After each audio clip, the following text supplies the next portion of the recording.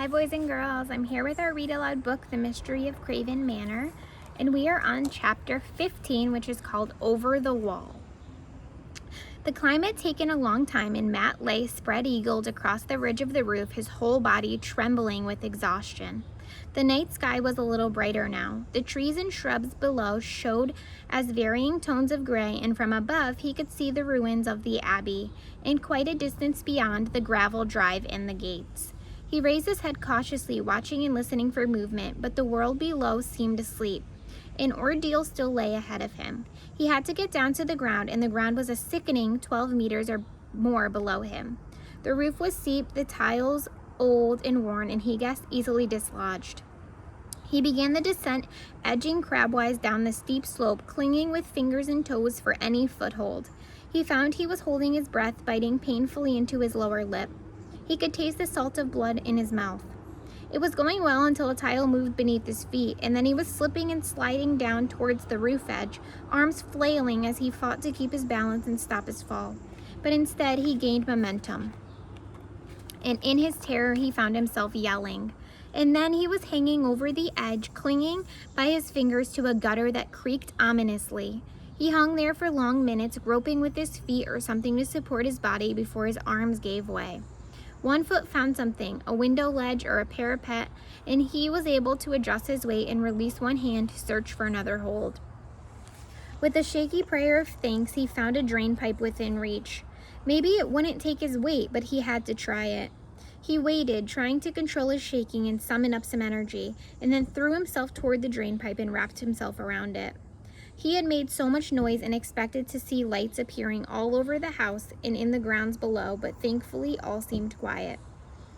Slowly and as silently as he could, he lowered himself down the drain pipe until at last he felt firm ground beneath his feet.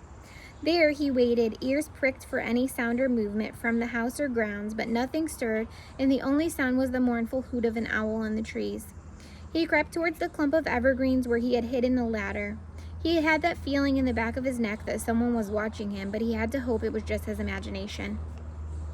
When he reached the ladder, he hesitated. What about the Coopers? If he made for the abbey, he reckoned he might be able to break the trapdoor padlock with the stone and release them from the crypt. Then it would be 3 against 5, but hammering with just a stone would take time and make noise. Mr. Higgins and his gang might come to investigate, and they had weapons. He stood indecisively. As for Sam, if he could get back into the house, he might be able to let her out, but Sam would be a hindrance, not a help.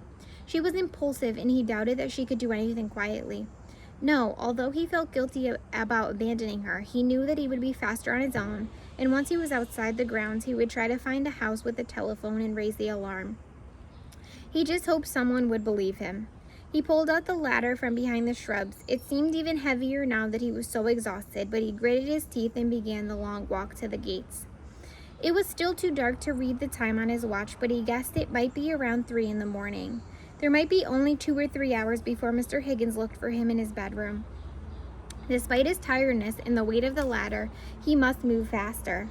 It seemed like an eternity, but at last he reached the gates. The ladder was one of those complicated multi-position contraptions, and Matt tugged in for some time before he had it unfolded and propped against the gates.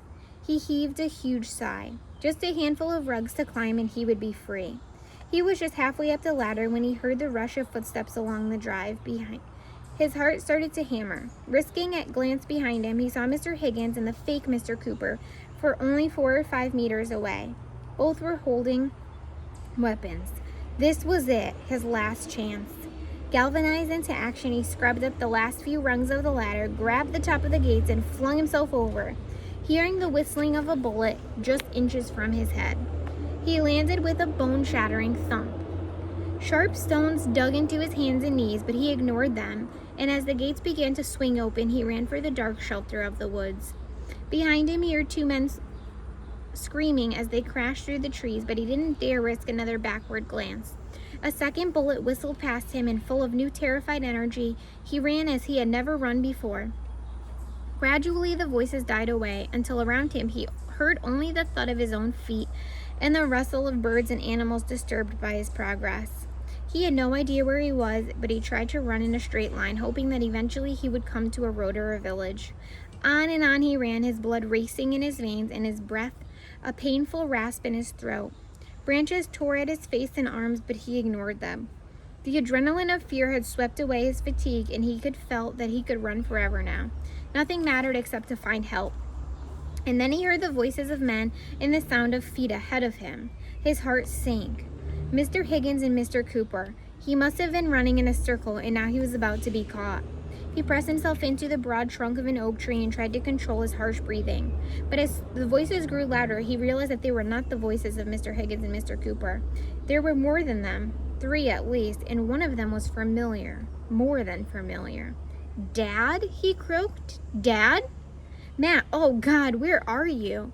"Here, I'm here." Matt stumbled forward and into the arms of his father. That is the end of chapter 15. Did you think that was going to happen? Did you think Matt was ever going to see his father again?